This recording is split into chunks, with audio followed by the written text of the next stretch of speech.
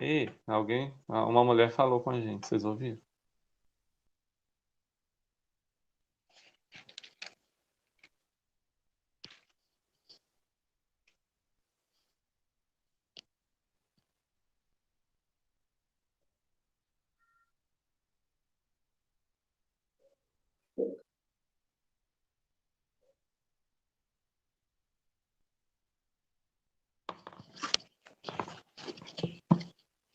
Sim. Isso.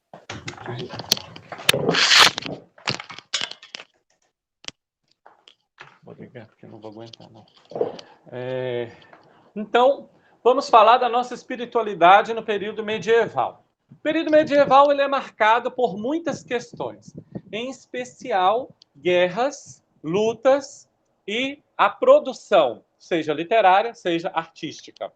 É um crescimento, é uma explosão que acontece, vulgarmente chamado período das trevas, em contrapartida com o período chamado das luzes, que é o período logo após o período medieval, que seria o período moderno, o momento moderno, porque as pessoas que se libertam de certas amarras colocadas por uma igreja com I minúsculo, lembrem-se que aqui na digitação do nosso, aqui, estou apontando para vocês, no PowerPoint, na digitação, nós vamos ter Deus com D minúsculo, nós vamos ter igreja com I minúsculo. Porque a igreja com I minúsculo, eu estou me referindo a uma instituição, a um momento próprio onde homens se afastaram de Deus e, portanto, tomaram as rédeas da igreja e foram levando a instituição e não a igreja. Porque existem momentos em que a instituição ela se sobrepõe à sociedade, como, por exemplo, esse período medieval, que nós sabemos que depois de Constantino, na verdade, já com Tertuliano, nós temos a religio tolerata, que tolerar as religiões, né? Que no caso ali é o judaísmo, o islamismo e o cristianismo, que ainda não são chamados cristianismos, mas são chamados, se eu não me engano, ainda nesse momento são chamados de nazarenos, se eu não me engano. Ou seguidores de Jesus, porque cristãos mesmo vai ser já quando o império está começando a tomar essa forma católica. E católico mesmo vai ser um pouco depois, porque vai vir uma releitura de um bispo que vai dizer que a igreja é católicos ou universal, né? Por quê? Porque ela é uma igreja que ela vai passando. Nós temos que entender que assim como Jesus e a igreja é Cristo, mas essa concepção de igreja quanto Cristo ela nasce um pouco depois, a igreja ela vai passando e absorvendo características que a ajudam a sobreviver no meio das sociedades. Então, por isso, nós temos, por exemplo, a entrada do período medieval é a iniciação de vários ritos. Por quê? Porque quando a igreja sobe, vira o império, e o império se torna, então, cristão, o que acontece? O rito e a liturgia têm que começar a se adequar a esse novo momento. Mas aí, a igreja em si, ela não domina povos. A instituição não domina povos. A instituição, o que ela quer? Ela quer converter as pessoas a Jesus Cristo. Então, os ritos, vão começar a nascer os ritos dentro de uma forma de espiritualidade própria do que é aquele local. Então, Balcã, celta, ambrosiano, enfim, vários outros tipos de rito, moçárabe e por aí vão, que são os ritos de apropriação, são os ritos que apropriam a cultura e realizam ali, então, os famosos ditos de Jesus. Então, aí eu coloquei aqui uma imagenzinha que caracteriza bem, né, o período medieval, que é a elegância, a robustez e também o exagero. Assim, se você pegar, tem um exagero de cores, um exagero de formas, de tamanhos. Isso tudo é cultura, isso tudo é próprio do período medieval. O período medieval ele é marcado, então, por esse momento. E aí nós vamos entender que estas coisas mais para frente, elas são tradução daquilo que não vivemos em terra. Então, desculpa. produz aquilo que deveria ser vivido de forma interna. Podemos passar para o próximo. Então, eu sou terrível com essa coisa do slide. Essa parte eu já falei, né? Essa virada antropológica que aconteceu. Então, nós vamos até Boécio, e aí de Boécio para lá acontece uma virada, porque o que acontece? Como o mundo começa, o mundo não, o império daquele momento começa a se tornar cristão, e a igreja começa a assumir a sociedade, porque nós temos que lembrar que o Constantino vai embora e vai deixar a igreja com todo o sistema social que existe. E aí o que vai acontecer? A igreja vai ter que dar conta da sociedade. Então os padres vão ser verdadeiros delegados e o bispo os verdadeiros prefeitos ou governadores. Entendeu? Lembrando que nesse período o sacerdote não celebra missa e ser sacerdote é uma diminuição. Porque ser diácono é a coisa mais alta que existe, não é o bispo. O bispo ele celebra sacramento, o bispo ele celebra a Eucaristia, que ainda é uma Eucaristia rústica, é uma fração de pão, é uma ceia do Senhor, é uma coisa mais de comida e bebida, muito ligada à comida e bebida, muito ligada ao material e menos transcendental. Não trabalha-se ainda, por exemplo, com o conceito de sagrado quanto ação invisível. O conceito de sagrado ele é a ação das coisas na presença de Deus. É um conceito que nós utilizamos também, mas nós acrescentamos a este conceito de sagrado, mais agora no final do período medieval, início do moderno, nós acrescentamos a este conceito este quesito que o sagrado, além de involuntário, e aí a igreja vai absorver isso, diz assim, o espírito, desde Paulo a igreja tem isso, mas tem momentos em que a igreja esquece dessas coisas. Por exemplo, Paulo já fala, o espírito sopra onde quer, vai aonde quer, nós não dominamos o espírito. Mas nós temos que lembrar que Paulo também tem um conceito de espírito que ainda não é o conceito de Espírito Santo que vai ser desenvolvido depois. Mas nós já entendemos que Deus revela e essa revelação ela vai sendo, não é evoluída, atualizada pelo poder da igreja, e aqui igreja com I maiúsculo. Então, o próprio Cristo vai fazendo com que a sua igreja se atualize naquilo que foi plenamente revelado com ele, e aos apóstolos e aos seus discípulos. Então, ok. O próximo slide. Aqui. O mundo além fronteiras, então, agora o povo cristão, o povo judeu, é um povo que cresceu e viu que existe vida depois da montanha, sabe? Aquela coisa. É aquela coisa assim. Você já viajou para fora do país? Não. O dia que você viajar, a sua concepção vai mudar de mundo. Dizem, eu nunca viajei, por exemplo, para fora do país, mas dizem que quando você sai do seu país, que você vai viver uma outra cultura, um outro lugar, sua cabeça explode quanto concepção de mundo. Então, é um pouco isso. Quando você começa a ver que existem mais pessoas, mais coisas, mais acontecimentos, então você começa a ter novas concepções e trabalhar com novas formas e conceitos. Culturas diferentes, aqui no comecinho restrito à cultura greco-romana, né?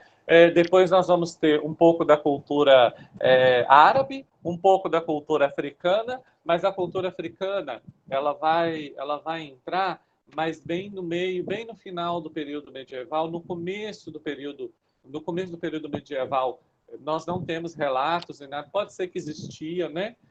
A cultura africana como nós conhecemos hoje, religião de matriz.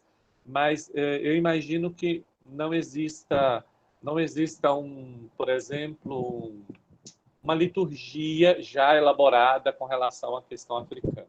Porque tanto que não tem nesse livro antologia litúrgica, então imagino que não existe. E se existe, era uma coisa muito fraca, não era algo expressivo. Assimilação social e cultural, então é aquilo que eu já falei, né? Você vai apropriar de coisas culturais, como por exemplo o incenso, não é nosso, é da cultura judaica, mas a forma como nós fazemos é da cultura greco-romana. A forma de falar, por exemplo, é da cultura greco-romana. Os gregos falam durante os seus ritos. O judeu não fala, porque o judeu não participa oficialmente. Quem participa é só o sacerdote, né? O sacerdote entra, as cortinas se fecham e ele faz todo o rito lá dentro. Novos desafios internos e externos. Então, agora, nós temos o que vai ser chamado missão. E aí, a missão, quanto missão há de gentes, aquela que vai para além dos muros, ela vai começar a passos pequenos, ela vai ser assim, início um passo bem largo, e depois ela vai, é que nem um bolo com muito fermento. Na hora que vem o calor, ele cresce, cresce, cresce, cresce, cresce. Aí depois, quando você abre o forno, ele murcha, murcha, murcha, murcha. Foi mais ou menos isso que aconteceu no primeiro momento, nessa transição para o medieval. A igreja expande, mas depois ela dá uma fechadinha. Por quê? Porque ela vai reestruturar toda a sociedade ocidental. Porque toda a estrutura de sociedade vai para o Oriente. Evolução na consciência de igreja. Aí, vamos lá. Eu vou ler aqui, porque eu estou com o computador aqui, que para mim é mais fácil. Os concílios vão dando... Aí nós entramos com um conceito novo dentro da igreja, um conceito novo de reunião, chamado concílio. Os concílios vão dando a tonalidade e apresentando mistérios revelados, porém somente percebidos no decorrer da história. Então, o que acontece? É aquilo que por que eu estou fazendo toda essa introdução? Porque isso é base para a gente entender o que é espiritualidade nesse período medieval. Então, percebidos no decorrer da história. É aquilo que eu falei. Jesus é a revelação plena, porém, essa revelação ela vai se atualizando e se adequando com o passar dos anos e dos séculos, com o poder do Espírito Santo e a anuência de Cristo quanto igreja caput, igreja cabeça. Inicialmente, temos uma nuance do que será a igreja e seus concílios a partir do concílio, entre aspas, de Jerusalém. Vai ter gente que vai falar que não é concílio, vai ter gente que vai falar que é concílio. Pouco importa se é concílio ou não, é um acontecimento que marca a igreja e a igreja se orienta a partir deste acontecimento, tá bom? Então, depois o Nicoeca. Alguém sabe o que é o Nicoeca? Mas, então, aqui nascem duas perguntas, né? A reunião dos apóstolos em Jerusalém é um concílio? E o que é Nicoeca? Nicoeca é Niceia, Constantinopla, Éfeso e Calcedônia. É um jeito de a gente gravar os quatro grandes, primeiros e principais concílios dogmáticos, chamados dogmáticos. Entendeu? Aí agora vocês têm facilidade de gravar. Nicoeca. Niceia, Constantinopla, Éfeso e Calcedônia. Não é meu isso é do padre Rodrigo Pires, que é um fabulástico cara, uma das pessoas mais inteligentes que eu já vi na minha vida. E aí ele inventou esse trenzinho aí. Então, vamos dar um en passant, só um en passant para vocês lembrar, a gente relembrar, vocês já estudaram isso. Então, Niceia, 325, convocado por Silvestre I, combateu a heresia ariana, que negava a divindade de Cristo e teve como resultado o chamado Credo Niceno. Só Niceno. Então, aqui é só uma parte do credo, só a primeira parte. O concílio também definiu as regras para a data da Páscoa, a gente só passa. Mais para frente... pode passar para frente. Desculpa, isso está no próximo slide. Pode passar de novo. Eu estou passando o meu aqui, estou esquecendo de falar para você passar. Desculpa. Que terrível que eu sou. Então, aí eu respondi para vocês. Aí tem isso aí, pode passar para o próximo. Isso. Aí nós temos o primeiro concílio de Constantinopla, lembrando que depois vão ter outros, né, em Constantinopla. O Papa São Damas I queria combater os seguidores de Macedônia, que negava a divindade do Espírito Santo. Ele chamava o Espírito Santo meio que de alma da igreja, parece alguma coisa assim. Esse cara deu um grande problema, Macedo deu um grande problema. É interessante, né? Nós temos um bispo Macedo, que se autodenomina bispo, né? Mas enfim, hoje, né? E não é muito diferente. Mas para dizer, esse Macedo do passado deu problema.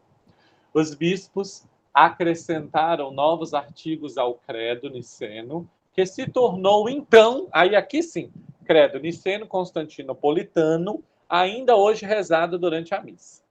Então, essa é uma marca.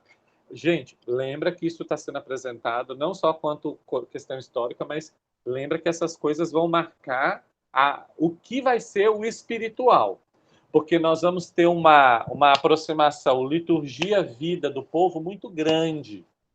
Então, o terceiro concílio de Éfeso, São Cirilo de Alexandria, fabuloso, vocês nunca leram, leiam São Cirilo. São Cirilo é um amor, nossa, muito grande. São Cirilo e o Gregório de Nazianzen, fantásticos.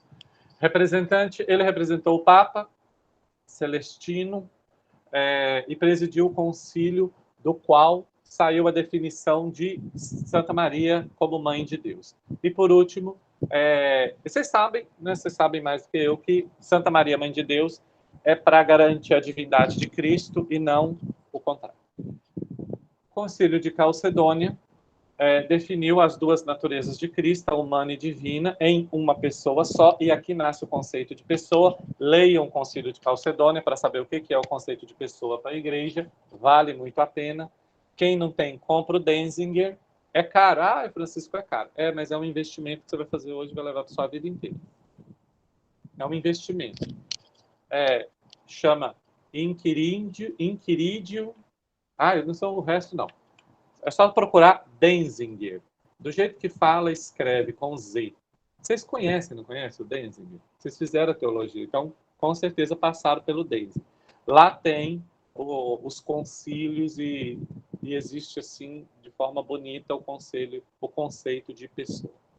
Contra Eutiques, para quem as duas naturezas se fundiam em apenas uma. Então, ele defendia que só o humano sofreu na cruz, ou só o divino sofreu na cruz. Ele sempre defendia somente um lado da moeda.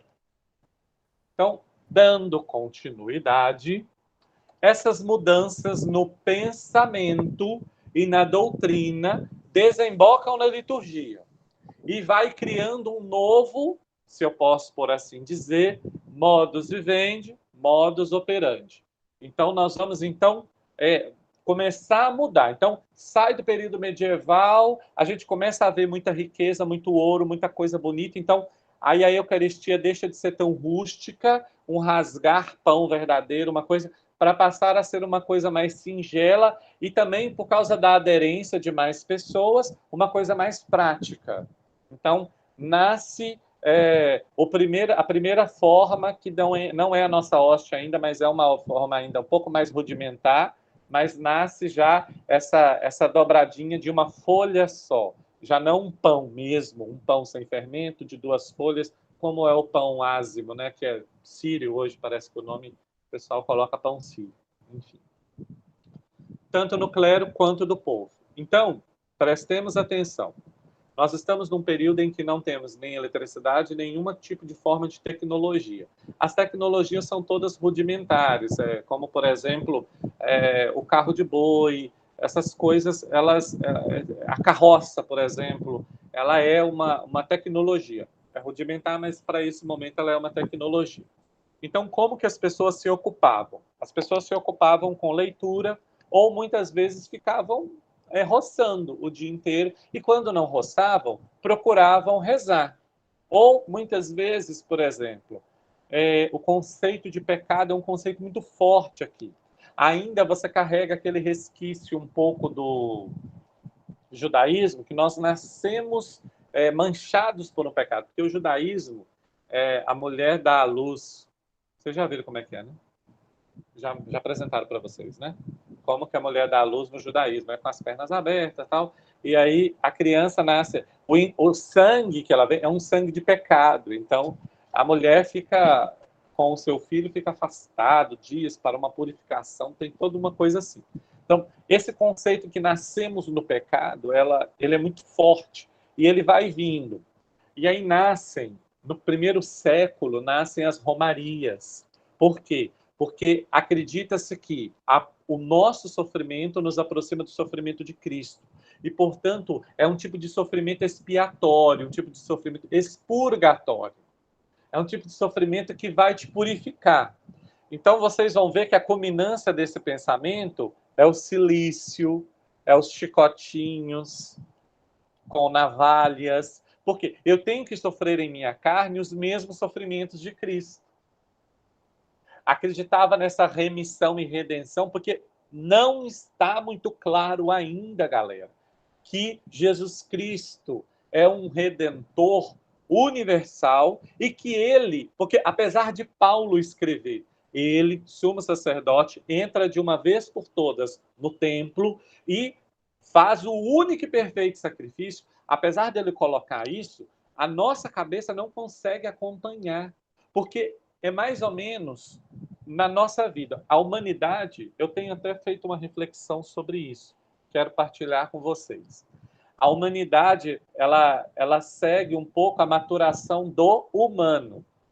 Então, assim, num período, nós éramos muito místicos. É mais ou menos que nem a criança que se deixa levar para acreditar pela mágica.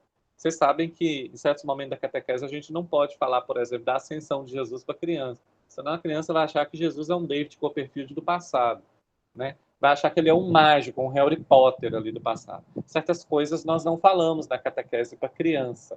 Por quê? Porque a criança ainda não tem capacidade de transcender, ela acredita no que ela vê. Esse período é mais ou menos esse período patrístico, no início ali do medieval, se nós formos fazer uma comparação da maturação humana com a maturação da humanidade. Então, nós temos esse momento aí em que a nossa transcendência ainda não é tão forte. Então, nós produzimos para demonstrar o que sentimos, nós produzimos para demonstrar o que rezamos. Por isso, é tudo muito bonito, muito ornado, muito cheio de bereguedê. Lembrando que, subindo ao império, a religião será marcada por honra e dignidade, afastando-se assim do seu intuito original de religar.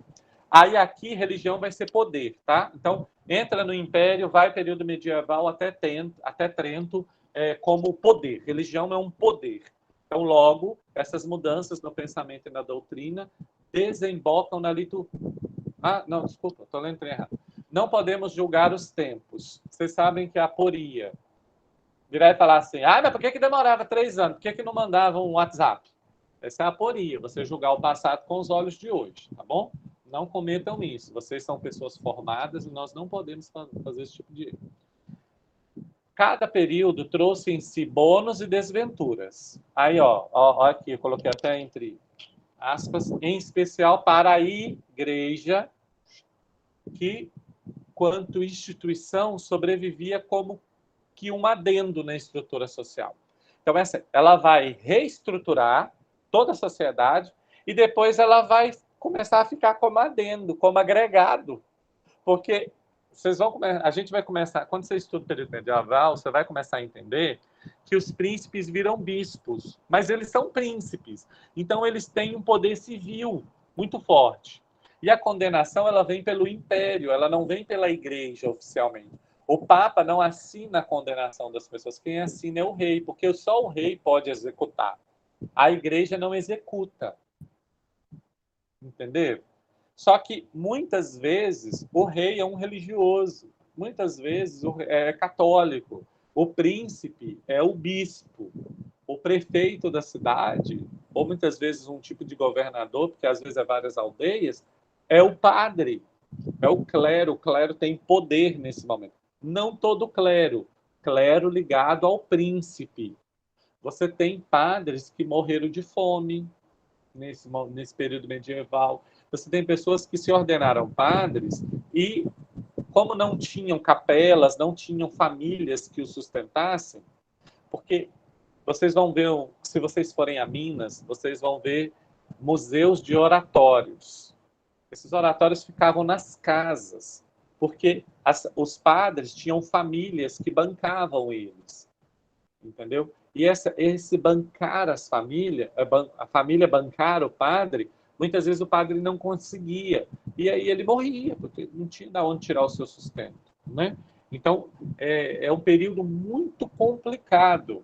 Aí aqui o padre celebra a Eucaristia simples.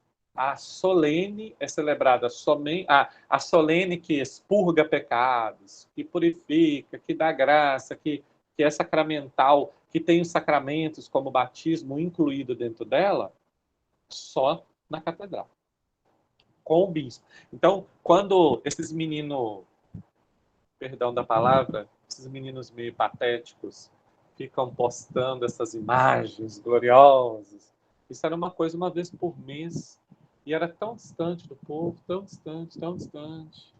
Tinha nada a ver não tem nada a ver com a realidade medieval. Aliás, tem nada a ver com realidade nenhuma.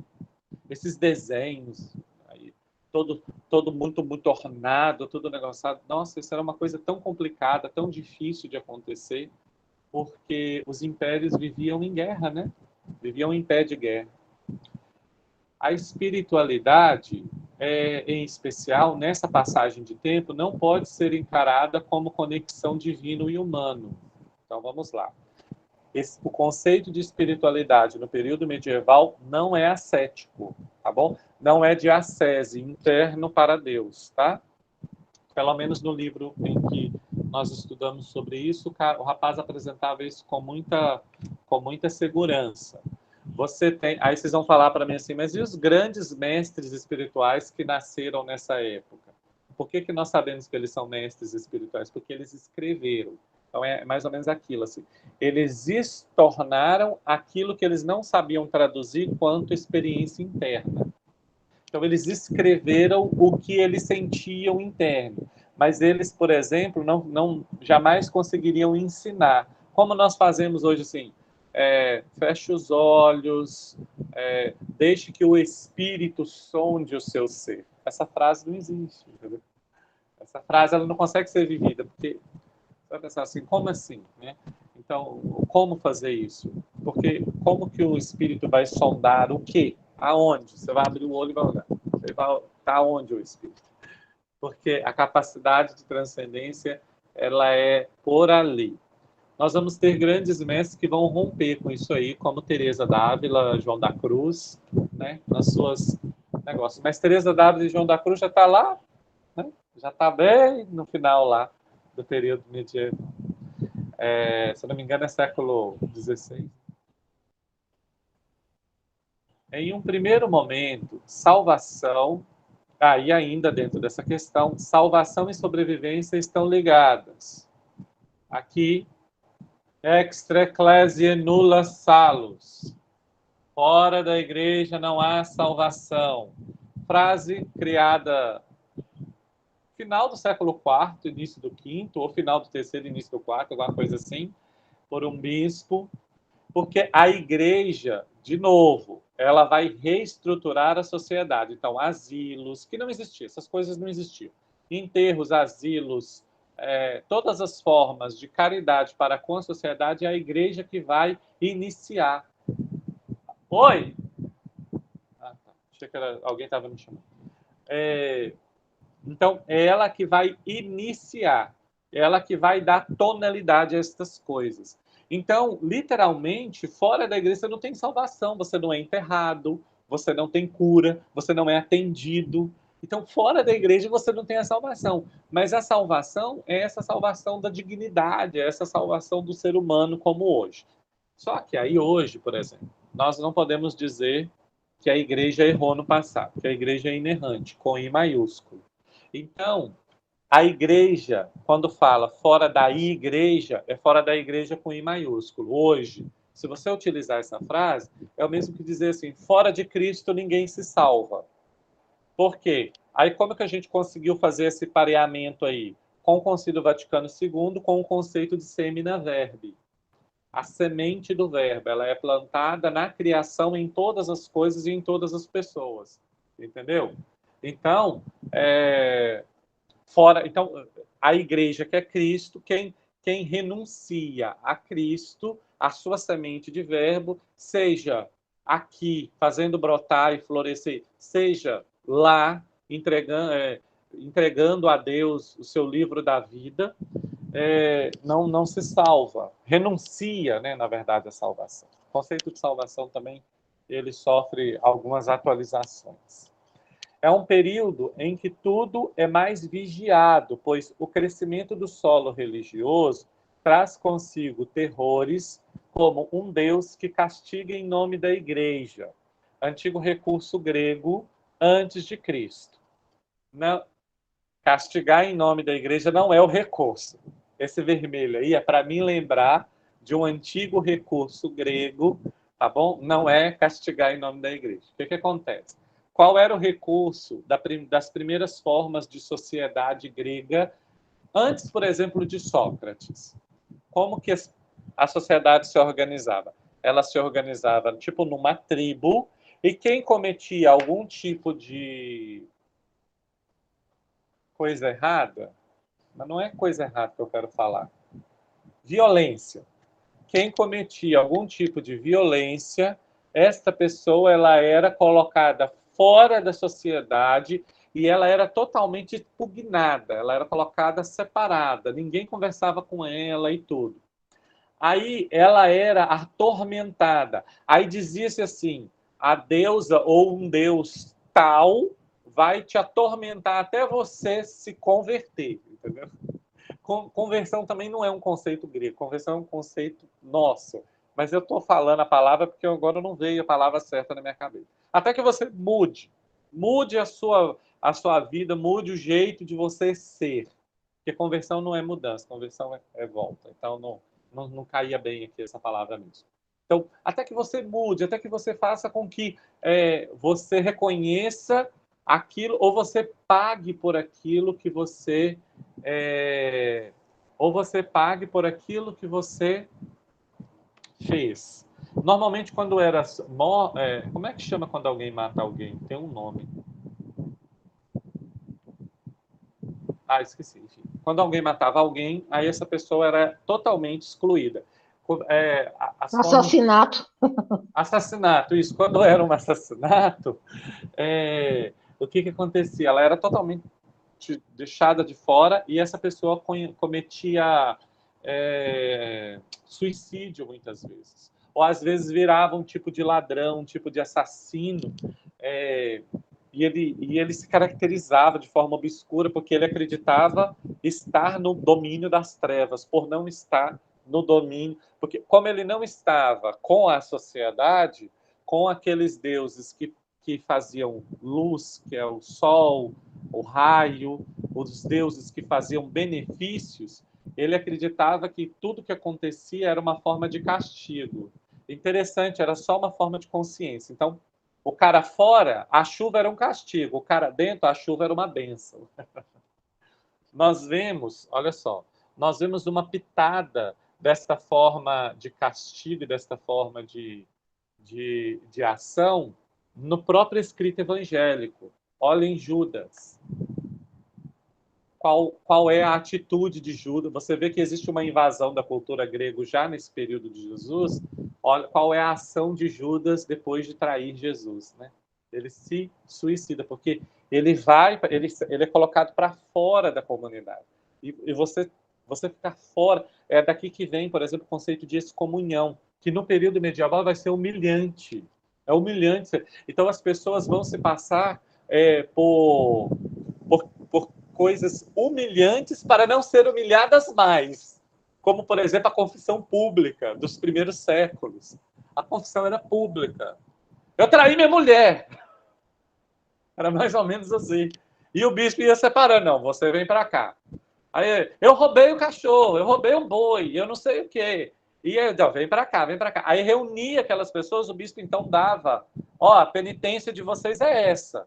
Aí a penitência era assim, venha 2 vezes no ano em Roma, Romaria, né, por isso que vem esse nome. Venha, ou então traga, para quem tinha posse, dinheiro, traga tantas moedas de prata e jogue no cofre na primeira hora. Por que moedas de prata e por que jogar no cofre na primeira hora? É o que deixou. Oh, meu Deus, como é que chama o luterano? O Lutero. É o que deixou o Lutero puto da vida. Porque uma das crenças, e aí isso aqui se liga à espiritualidade, uma das crenças era: O barulho da moeda caindo no cofre, quanto maior, maior a redenção. Então as pessoas se matavam para conseguir muito dinheiro para jogar. E se matavam para chegar muito cedo, para pegar o cofre vazio, para jogar, para cair e fazer um barulho muito alto. Entendeu? Ai, gente, isso aconteceu. E as pessoas acreditaram piamente. Nós não podemos julgar, nós temos que entender. Vocês entenderam que tudo que se relaciona com Deus e com a sua ação é externo? Vocês estão conseguindo me compreender assim, nessa parte? Que é tudo uma relação com ações externas. Ah, beleza. E aí, o em nome de... Eu estou no I ainda? Isso. O em nome, em primeiro momento, salvação, tá.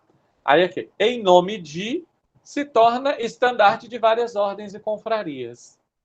Em nome de Deus. Em nome de Cristo. Da bem-aventurada Virgem Maria, Mãe de Deus, toda poderosa. Aí ela vai ser... Curiosidade. Século XV ela vai ser coroada rainha, porque as rainhas não podiam venerar uma serva. Então, Nossa Senhora vira rainha. Elas coroam Nossa Senhora. Que agora sim, elas vão venerar Nossa Senhora com o devido valor, porque uma rainha só venera a outra. Imagina que uma rainha vai venerar escrava. Nunca. Aí ela é coroada. Ah, tem uma parte... Próximo slide aí. Eu costumo adiantar coisas. Tem uma parte que eu vou falar do Pantocrato. Desta forma, as orações... A gente continua caminhando, né? As orações e os momentos com o divino se tornam momentos de glória.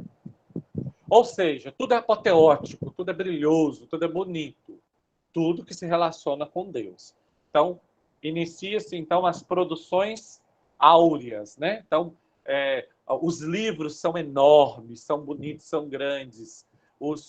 As catedrais, tudo começa a concorrer para a glória de Cristo, porque Cristo é o grande rei. Então, logo, ser bem-sucedido, estar no ápice, é estar mais perto de Deus. Olha o Deus aqui, ó.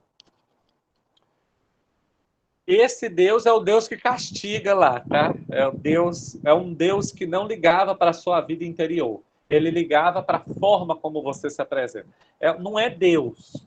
Por isso que eu coloquei esse Deus com D minúsculo aqui, que não é Deus como nós compreendemos Deus hoje. Nós trabalhamos com o conceito de Deus dado por João, né? A igreja retornou aos apóstolos. A igreja saiu dos escritos e retornou às fontes. Então nós dizemos assim, Deus é amor, né? Deus é misericórdia, perdão. E João 23 estourou quando disse que Deus é mais mãe do que pai. Isso deu um problema danado. Imagina que o poder está na mulher, nunca. E ainda chamar Deus, né, de mulher, como assim? Vamos para o próximo slide. Mudança inesperada. Por que mudança inesperada? Porque aqui vem, aí começa a invasão monástica. A vida monástica que se resumia em ora et labora e copia, né? Os monges eram os grandes copistas nesse momento, né? Então, ora et labora é o grande jargão do nosso querido Bento, né? Que é reza e trabalho. Passa por um abalo, pois as ordens mendicantes surgem dando uma nova tonalidade. E elas surgem com hábitos, né? Apresentando um novo homem. Um homem que consegue o divino mesmo não tendo honras. Então você dá acesso ao sagrado ao pobre. Aquele desgraçado lá que não nasceu no berço. Mas como assim? Gente, tem coisa que a gente carrega até hoje. Tem gente que você vai conversar que a pessoa fala assim, imagina, fulano é assim porque é um vagabundo, porque não trabalha, porque se trabalhasse conseguia. Meu Deus do céu. Quando eu ouço um negócio desse, eu fico pensando, eu lembro das palavras de Jesus na cruz. Perdoa porque ele não sabe o que faz. Nós não sabemos das realidades das pessoas, nem interna e nem externa. Como que eu vou falar que fulano não consegue comprar um carro porque é vagabundo? Ah, fulano não consegue posses e bem porque é vagabundo. É um tipo de julgamento anticristão, na verdade. Isso aí não é nem... Porque então, se for assim, Jesus era um vagabundo, porque ele não teve nada. Nem escrever, ele escreveu. Então, as ordens mendicantes, esses santos que vão ser elaborados a partir da humildade, da pobreza, eles vão trazer, então, essa novidade. O seu louvor pobre também é aceito. Pobre, a sua oração também é ouvida. Isso dá um trabalho danado. Porque os monges detinham, né, os poderes quanto religioso, né? Eles cuidavam das catedrais, dos livros, né? Das grandes liturgias, eram os monges. Assistam Em Nome da Rosa, que mostra, em en passant, mas mostra mais ou menos como que acontece essas coisas. Passando para o próximo slide. E a liturgia? Então, vai se moldando para corresponder aos tempos. Passa de fração do pão e momento dos ditos do Senhor para a celebração eucarística. Por que esse nome de celebração eucarística entra e fica? Porque é a ação de graças, mas eucaristosa ou eucaristia não é só ação de graças, é grande ação de graças. Então, essa palavra grande está presente. Grande porque ela é apoteótica, porque ela é grande, porque ela é brilhante. Aí, agora, vai se adaptando ao império com toda a sua glória. Nasce, então, o Pantocrato. O Pantocrato é uma assimilação de Jesus Cristo ao imperador. A liturgia sempre foi e é fonte de espiritualidade, da qual bebemos e nos fortalecemos. Isso aqui é só para lembrar, tá? Que, então, a liturgia, de certa forma, ela vai reger a nossa vida espiritual desde quando ela nasce. Então, Jesus parte o pão com os apóstolos e com seus apóstolos. Ele faz a primeira liturgia, e essa liturgia vai dar a tonalidade da vida, não só da celebração, mas quanto da vida espiritual. E até hoje nós somos assim. Por exemplo, nós seguimos mais ou menos o rito da missa na nossa vida. Nós levantamos e agradecemos a Deus pela vida, pelo negócio. É o rito do glória. Durante o dia, de vez em quando, a gente olha para alguma coisa e lembra de Jesus. Quem é cristão lembra, né? Passa por alguma coisa, lembra de Jesus. É o momento da liturgia da palavra. Quando nós comemos e damos graças, é o momento da Eucaristia. Quando vamos dormir, nós então rezamos, falando: "Ó Santo Anjo do Senhor, meu zeloso guardador". Então, é o momento da bênção final, é o pós-Eucaristia, é o momento de fechar a vida. A liturgia ela vai moldando um pouco a nossa vida e dando ali as nuances de um itinerário. Aí o próximo slide. Nasce então a grande miscelânea medieva. Com Nossa, ficou pequenininho, né? Vocês me desculpem. Ficou bem pequenininho. Podia ter separado em vários slides. Não vai acontecer. Mas, com o crescimento dos estudos mais amplos sobre o próprio homem, uma consciência de capacidade nasce a partir de si. Aqui nós temos uma outra virada antropológica. Já explico. Inicia-se um processo humanista, no que diz respeito ao espiritual e ao litúrgico, que acabam sempre caminhando juntos. Aí, esse processo humanista, ele vai ser encarado de forma boa e de forma ruim. Qual é a forma ruim? No ápice é a forma ruim. Nós temos as grandes capas, as luvas, as coroas, os ornamentos, os ouros, as grandes catedrais. O bispo usava 3 luvas. Uma luva para o começo da missa, outra luva para a liturgia da palavra e outra luva para a Eucaristia. Por quê? Por que o homem usava essas coisas? Porque aí começa a nascer assim, não, eu mexo com o sagrado. Então eu tenho que ser sagrado tal qual o sagrado, eu tenho que ser limpo. Aí vocês sabem que o Papa é o mais sagrado dos homens, né? Eu já contei para vocês do Monsenhor Latrina. Já contei? Já? Não? Não, Francisco, não, mas já sei até o que você vai falar. Mas pode contar. O Papa não limpava o bumbum. Não limpava. Não conta para ninguém, não. Só para todo mundo da face da terra.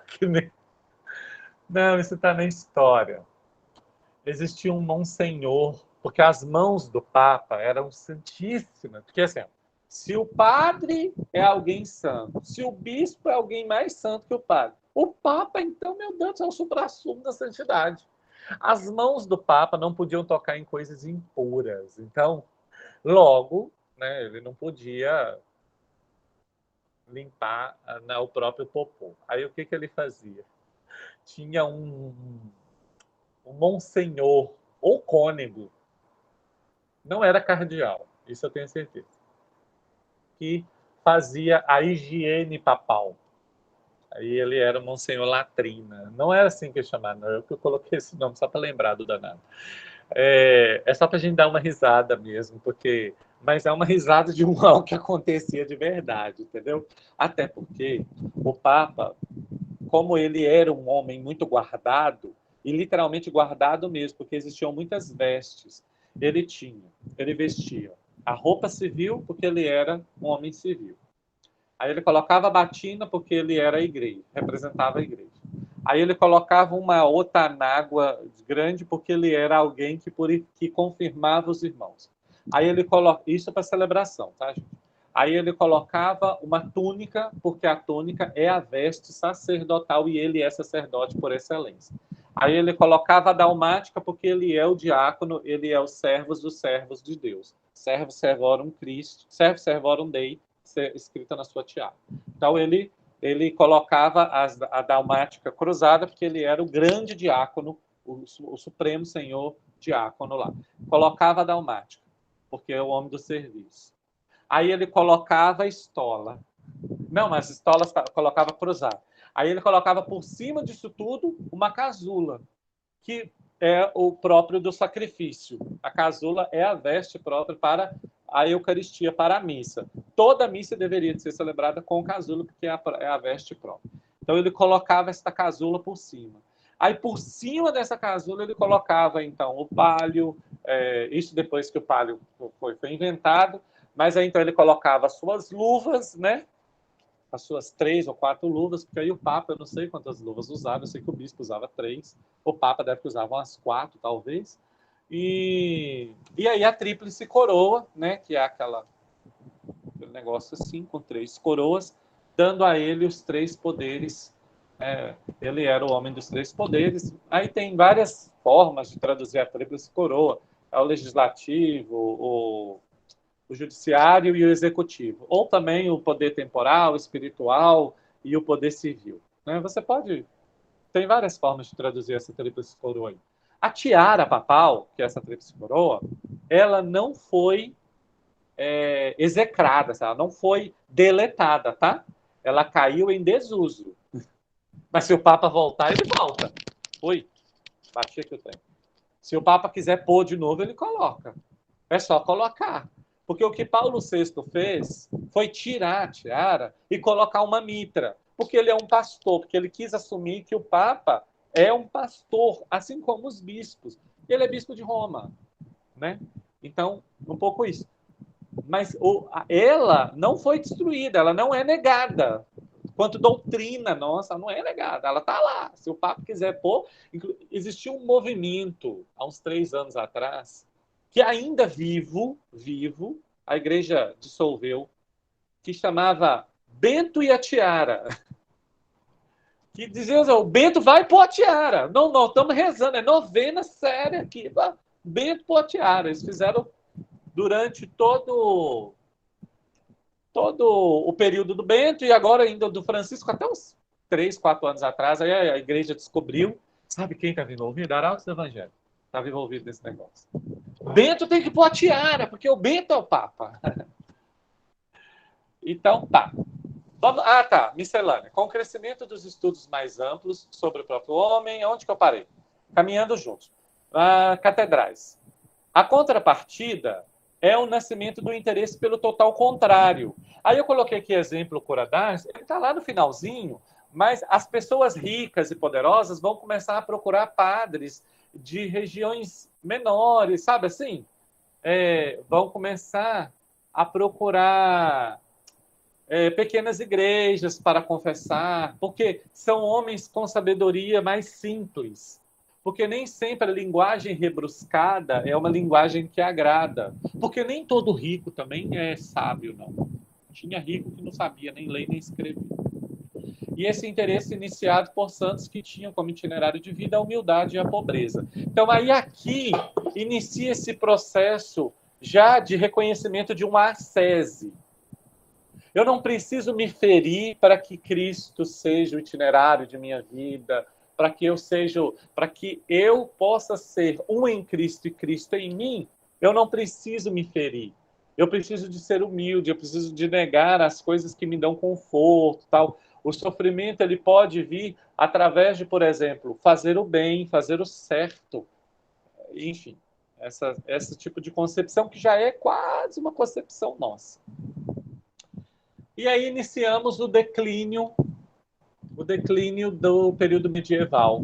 Se a ascensão está nos escritos, nos estudos e nas artes, como música, pintura, arquitetura, entre outros, o que muitas vezes exprimia pela sua beleza e por seus detalhes o que o ser humano não conseguia ver, o seu declínio do período medieval, está na próxima virada antropológica que acontece a partir da perca do medo de Deus. Então tinha-se um medo enorme de, por exemplo, assim, nossa, ele caiu, sei lá, ele pegou tal doença porque ele fez tal coisa contra Deus.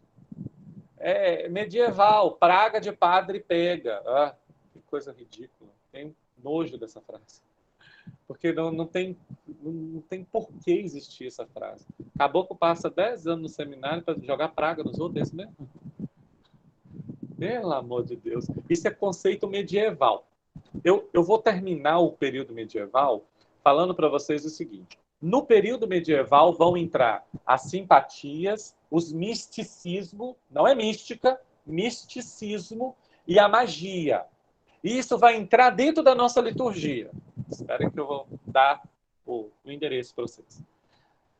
Antropológica de um Deus, manifestada em seu poder religioso. Então, o próximo slide nosso, e aqui, né? Aqui acaba, né? Tá.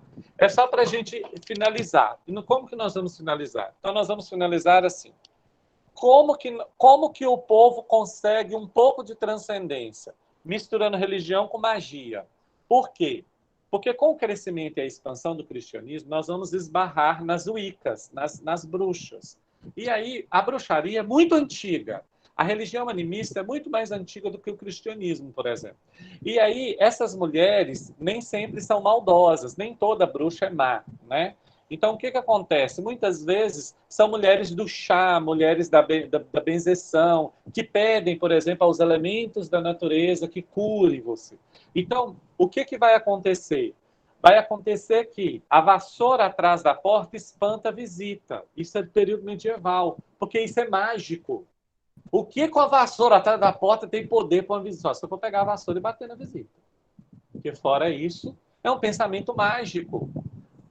Então, o São Longuinho, se eu achar, eu te dou 3 pulinhos. Então, Longininho, na verdade, parece que é o nome do homem. Né? Mas para dizer assim, essas consciências, elas vão entrar com uma força tão grande que a igreja vai assimilar. Catedrais vão ser construídas com base na magia. Por que sapos? Vai na Catedral da Sé. Lá dentro, você tem a fauna e a flora brasileira, né?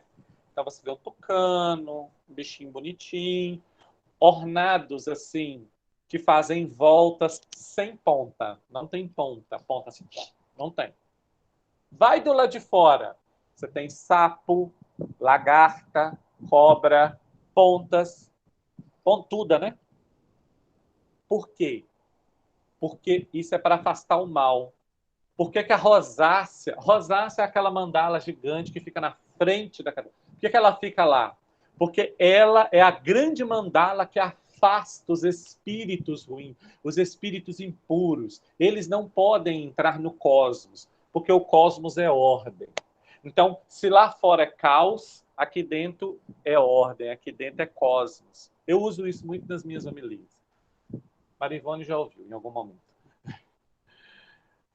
E isso faz parte da oração, isso faz parte do espiritual. Então, nós vamos passar a ter em casa, por exemplo, as imagens, nós vamos passar a roubar a imagem da igreja, porque é uma imagem benzida.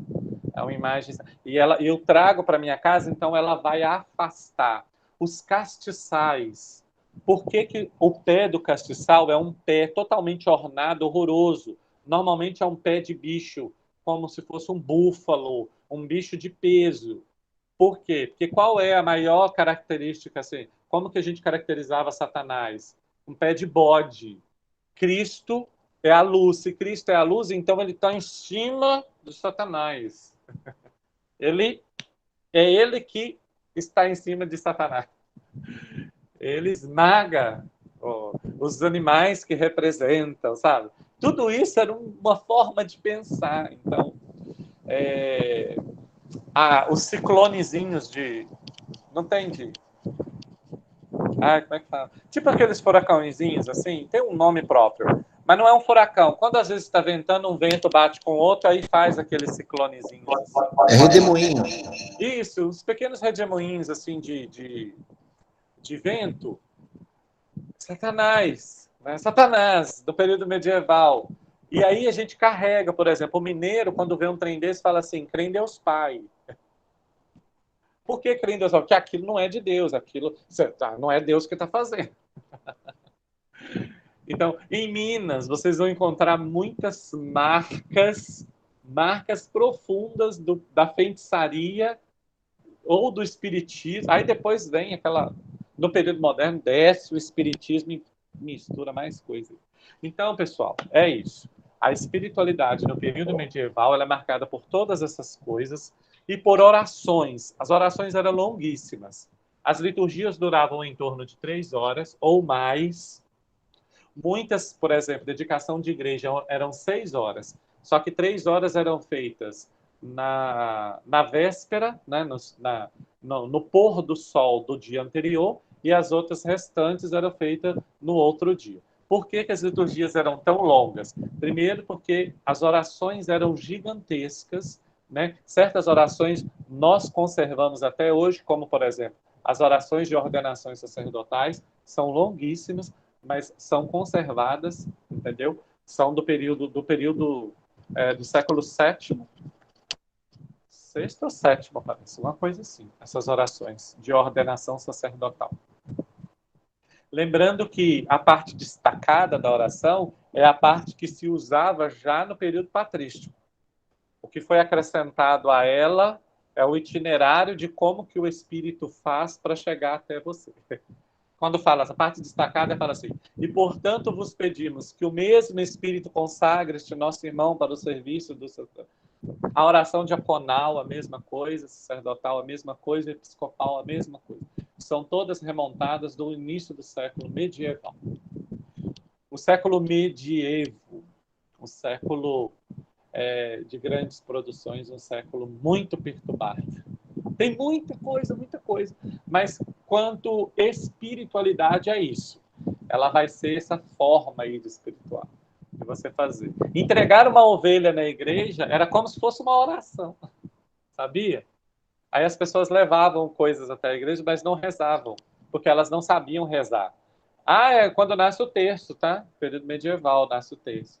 Porque como as pessoas não sabiam rezar nem latim nem em grego, e a Bíblia era escrita em latim e em grego, aí o que acontece? Para cada salmo se rezava uma Ave Maria. 150 salmos. Aí nasceu o rosário, que para cada... Aí depois colocou-se assim, para cada 50 nós temos uma passagem da vida de Jesus, um mistério. Né? Aí foi nascendo os mistérios, foi evoluindo o texto. Mas a princípio o texto era um monte de bolinha igual assim, e aí se rezava uma Ave Maria. A princípio ele era contínuo, não tinha os Pai Nossos. Os Pai Nossos foram sendo quando foi adicionado quanto mistério. Porque aí, aproveitando que estamos rezando, vamos pensar na vida de Cristo. Tá bom? Fim.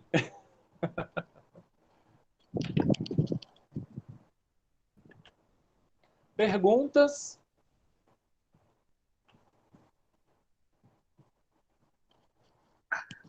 Vai parar a gravação?